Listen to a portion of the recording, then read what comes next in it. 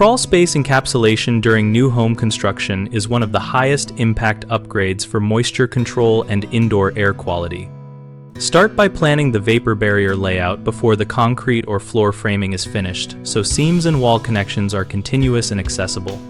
Use a heavy gauge vapor barrier of at least 6 mil, preferably thicker, to resist tears and punctures, and run it up the walls with a minimum of 12 inches of overlap at seams using compatible seam tape.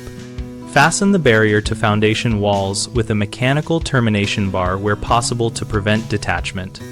Seal crawlspace vents permanently and size any intentional mechanical ventilation to avoid pressure imbalances. If you must keep a passive vent for code reasons, treat it as a sealed component by installing insulated, gasketed vents that close.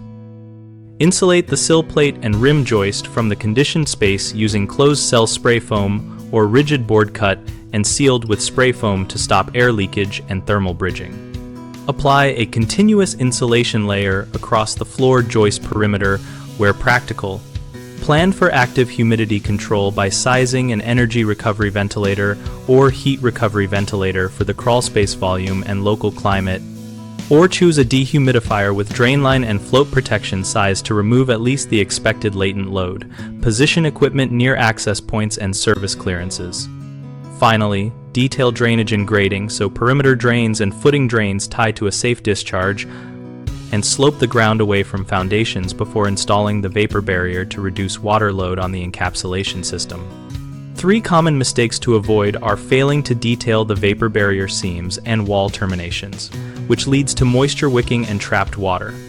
Fix this by using mechanical termination, compatible seam tape, and a professional pressure test or visual inspection after installation.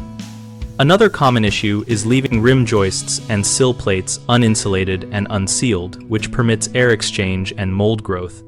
Remedy that by using closed cell spray foam or cut and sealed rigid insulation at all rim joists and around penetrations. A third frequent problem is undersized or improperly placed dehumidification and ventilation equipment, resulting in cycling, noise, or inadequate humidity control. Ensure proper load calculations, place equipment on a level serviceable pad near an access point, and include condensate management and control wiring to prevent nuisance shutdowns. We operate bighomeprojects.com to connect homeowners with local contractors for projects like crawlspace encapsulation and to help contractors find work in their service area.